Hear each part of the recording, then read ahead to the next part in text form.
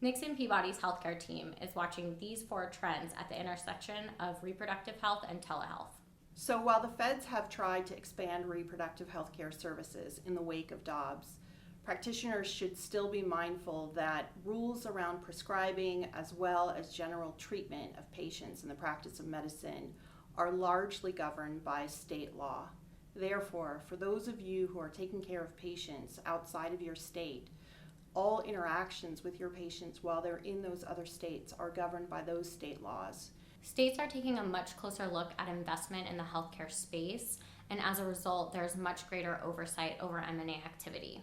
At the same time, Dobbs is shining a bright light on what has historically been a fudging of legal compliance in this space with state licensure and corporate practice of medicine issues. While generally, companies operating in the reproductive healthcare space have been less scrutinized because most of these services are cash pay, given the enforcement frenzy, we expect to see that states will be taking a closer look at these companies. During the pandemic, a lot of care was being offered via telehealth and rules were being relaxed, which caused companies to expand their offerings both with respect to online prescribing as well as virtual solutions for labs and other diagnostics. A number of these companies have been linking together to create a consumer-centric virtual healthcare ecosystem.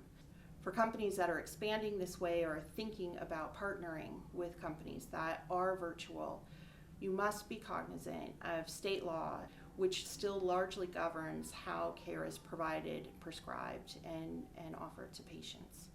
There's been greater collaboration between social media and clinicians, particularly as consumers are much more comfortable and more vocal about sexual health. This has really created a blurring of lines between what is a service of convenience and what is a healthcare service.